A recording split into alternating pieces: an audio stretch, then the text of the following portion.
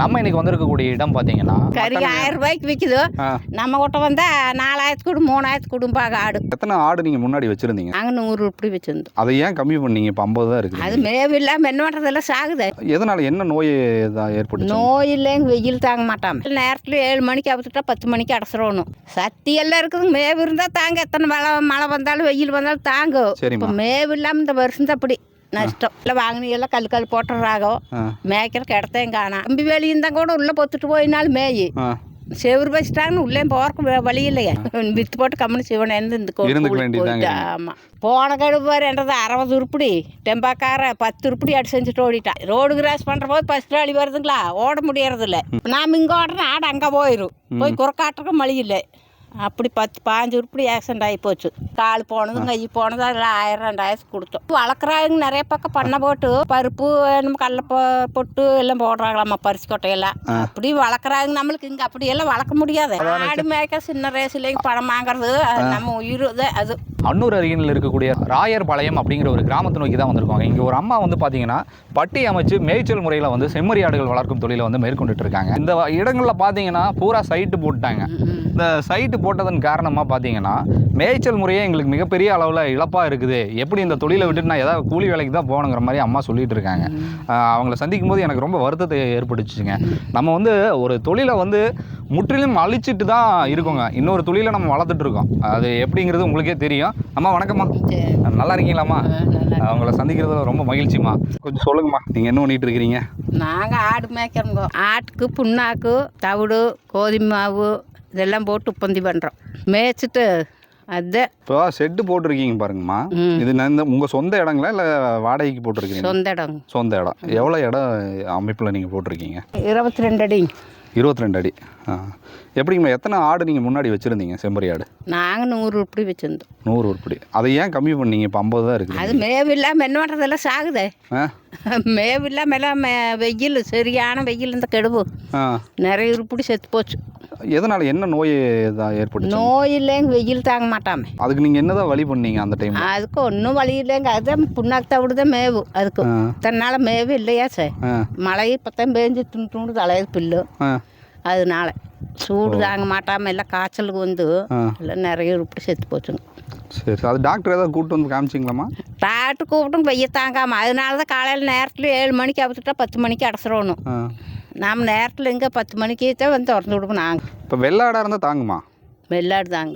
செம்பரி ஆடு தாங்க. எதனால் அது செம்பரி ஆடுக்கு அது தாங்குற சக்தி இல்லைங்களா? சக்தி எல்லாம் இருக்குதுங்க. மேவு இருந்தால் தாங்க. எத்தனை மழை வந்தாலும் வெயில் வந்தாலும் தாங்கும். இப்போ மேவு இல்லாமல் இந்த வருஷம் தான் அப்படி நஷ்டம். நஷ்டங்கிறீங்க? ஆமாம்.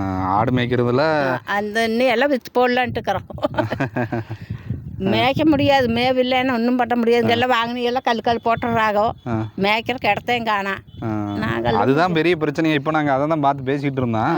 பூரா சைட்டு போட்டால் எங்கே தான் கொண்டு போய் மேய்ப்பீங்க? மேய்க்கிறதுக்கு இடமே இல்லை. சரி, பூரா கல் போட்டாகும். உனக்கு பிடிங்க காம்பவுண்ட் செவ்வறு போடுறாங்களாம்மா. ஏதோ கம்பி வேலி இருந்தால் கூட உள்ளே பொத்துட்டு போயினாலும் மேயி செவ்வறு வச்சுட்டாங்கன்னு உள்ளே போறக்கு வழி இல்லையா.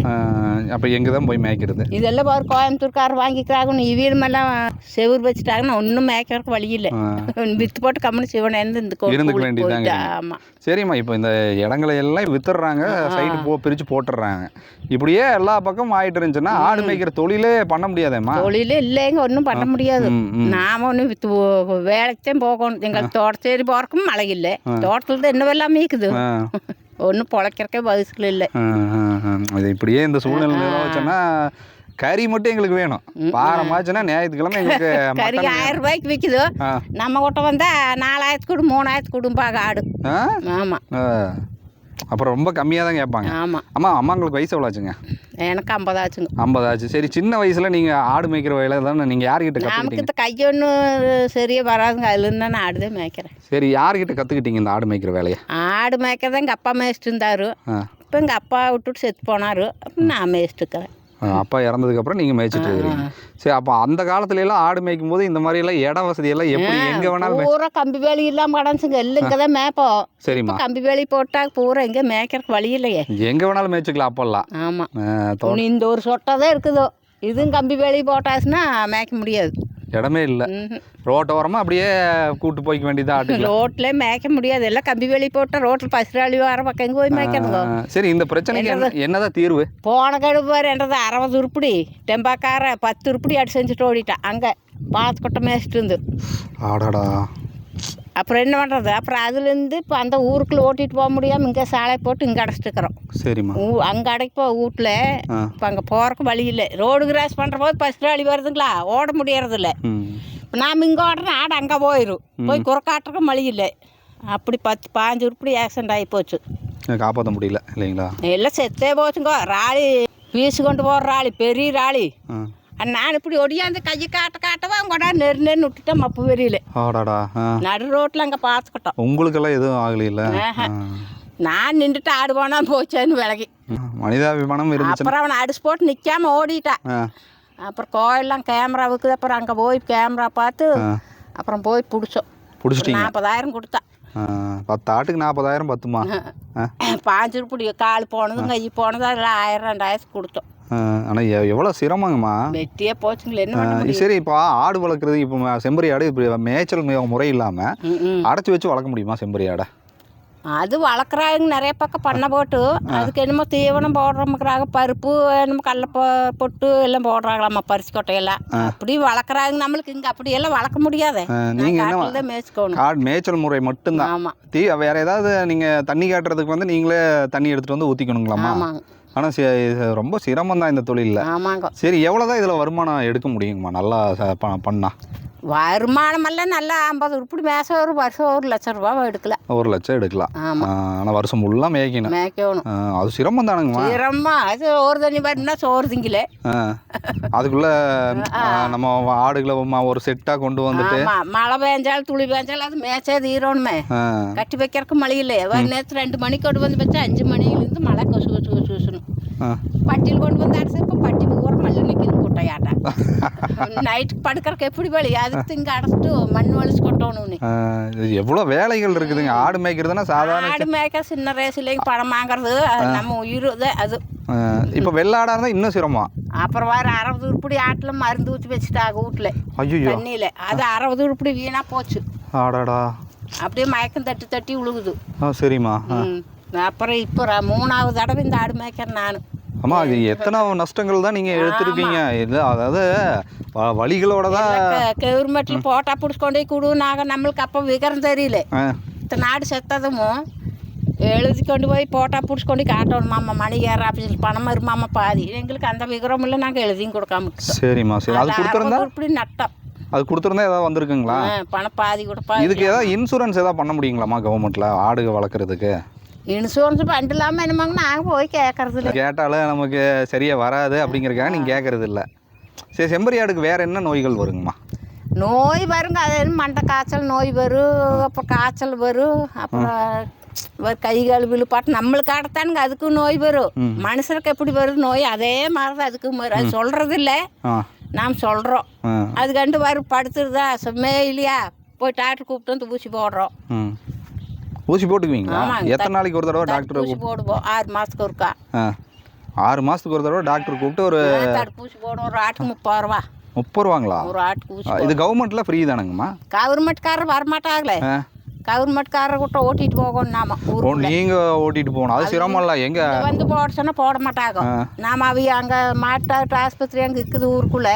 அங்கே வருவாங்க. அங்கே ஓட்டிட்டு வர சொல்கிறாங்க. நம்ம எப்படி ஊருக்குள்ள இத்தனை நாட்டை ஓட்டி? அதுதான் கேட்குறேன். இத்தனை நாட்டை நம்ம ஓட்டிட்டு போகிறது சிரமம் தானே. இங்கே கூப்பிட்டோம்னா வரமாட்டாங்க அவையோ. அதனால அங்கே சொந்த டாக்டர் கூப்பிட்டு ஊசி போட்டு மருந்து பார்த்து. ஓகே. இப்போ ஒரு 15-20 கிலோ விழுகிற ஆடுனா என்ன ரேட்டுக்கு கொடுப்பீங்கம்மா? அது 5 கிலோ விழுகிறதுல ஒரு 6000 நிற்கிங்க. ஸோ 6000 தான் நிற்கும். ரொம்ப கம்மியாக தான் சொல்கிறீங்க. ஒரு 6000 5000 வாங்குவாங்க நம்ம கிட்ட. அவை கொண்டு இப்போ கறி 1000 ரூபாய் இன்னும். 1000 ரூபாய் 10,000 12,000 விற்பாங்க, 5,000 விற்பாங்க. நம்ம கிட்ட வந்து அப்படி ரேட்டு கம்மியாக தான் இருக்கும். நீங்கள் இப்போ வந்து மேய்ச்சல் முறையில் வந்து செம்பரி ஆடு வளர்த்துட்டு இருக்கீங்க. இந்த தொழில் பண்ணுற போது இந்த மாதிரி சைட்டுக்கெல்லாம் போட்டதுனால உங்களுக்கு வந்து மேய்ச்சலுக்கே இடம் இல்லை அப்படின்னு நீங்கள் சொல்கிறீங்க. இது ரொம்ப கஷ்டமா இல்லைங்களா? இப்போ ஒவ்வொரு இடத்துலையும் சைட்டாகவே ஆகிட்டு இருக்குது. அப்படிங்கும்போது அந்த ஆடு மேய்க்கிறவங்களையெல்லாம் நாங்கள் ஒவ்வொருத்தரையும் சந்திக்கும் போது அவங்க சொல்லக்கூடிய ஒரு குறைனா இந்த சைட்டு போடுறது தான் எங்களுக்கு மிகப்பெரிய. ஏன் வந்து இது அரசு வந்து அதில் கருத்தில் எடுத்துட்டு ஒரு குறிப்பிட்ட நிலப்பகுதிகளை ஆடு மேய்க்கும் தொழிலாளிகளுக்கு ஏன் கொடுக்கக்கூடாது? எங்கே கொடுக்குறாங்க எல்லாம் கோடிக்கணக்கில் விற்கிதா சார் பணம். அதனால விற்று போடுறாங்க. பூமிக்காரனா விற்க முடியாதுன்னு சொல்ல முடியுங்களா? ஆனால் சைட்டு வந்து போடுறது தப்பு இல்லைன்னு நான் சொல்ல வரலைங்க. அவங்க போடட்டுங்க, அவங்களோட தொழில். கம்பி வேலி போட கட்டிடுறாங்க. இது கம்பி வேலி பிடிக்கிட்டு செவ்வறு கட்டுறாங்களாமா. எங்க கொண்டு ஆடு மேய்க்காங்க. கம்பி வேலி போடாம அந்த ஆட்டுகளை உள்ள விடுறதுக்காகவாது அனுமதி கொடுத்தாங்கன்னா கொஞ்சம் ஆடுகளை மேய்ச்சிக்குவீங்க. அதுக்கு மழை இல்லை. இந்த ஒரு சைட்டு தான் இருக்குதுங்க. அது மட்டும் சைட்டுக்காரர் வந்து கம்பி வேலி போடணுங்க மேய்க்கிறக்க இடம் இல்லை. ஆனால் உங்களையெல்லாம் பார்க்கும்போது உண்மையிலே ரொம்ப வருத்தமாக இருக்குதுங்கம்மா. ஏன்னா ஒரு தொழிலை வந்து நேசித்து பண்ணிட்டு இருக்கீங்க. அதில் வந்து கெடுவு 60 உருப்படி இருந்துச்சு. 10-20 உருப்படி வீணா போச்சு. இத்தனை சோடு ஆகி எல்லாம் காய்ச்சி தாங்க மாட்டாம எல்லாம் நிறைய வெயில்னால இறந்துருச்சு. தாங்க முடியாம மேவும் இல்லையா, செத்து போச்சு. இந்த வருஷம் மட்டும் நட்டமான ஆடை மேய்க்கவே முடியாது. ஆமா, இன்னும் இந்த கை வேலைக்கு பாடுபட முடியாது, வேலைக்கு முடியாது. நான் தாடு குட்டி மேய்ச்சிட்டு இருக்கிறேன். நாம போனா கம்பெனி போனா 500 ரூபா சம்பளமா என்ன பண்ண முடியும்? எல்லாருமே நீங்க அப்படியே போயிட்டீங்கன்னா இந்த தொழில் பண்றதுக்கே ஆள் இல்ல. ஆடே இல்லை. மாடு ஆடு இப்படி மழை மாதிரி மேய்ஞ்சுன்னா சரிம்மா ஒன்றும் மேய்க்க முடியாது, கட்ட முடியாது. பூரா தட்டு கிடக்குது. இந்த வருஷம் தட்டு ஒருத்தர் மிதக்கிறது இல்லை. இந்த 5-6 வருஷம் போட்டாங்க. எங்க போய் பண்ணுங்க, எப்படி வளர்த்துறாங்க? ஒன்றும் வழி இல்லை. ஆமாம். சரிம்மா, 2 மணி ஆயிடுச்சு. நீங்கள் போய் சாப்பிடுங்க. எங்களுக்கு ஒரு வாய்ப்பு கொடுத்து பேட்டி கொடுத்ததுக்கு ரொம்ப நன்றிம்மா. சரி, வணக்கம். இந்த பதிவில் அம்மாங்களோட பார்க்கும்போது ரொம்ப மனசு நிம்மதியாக இருந்துச்சு. தொடர்ந்து நம்ம சிவாரண்டியை பார்க்கணும் அப்படின்னு நீங்கள் விருப்பப்பட்டீங்கன்னா சிவாரண்டி இன்ஸ்டா பேஜ் சிவாரண்டியை தொடர்ந்து பாருங்கள். சப்ஸ்கிரைப் பண்ண தவறாதீங்க. டில் தென் பாய் ஃப்ரம் உங்கள் சிவா. நன்றி, வணக்கம்.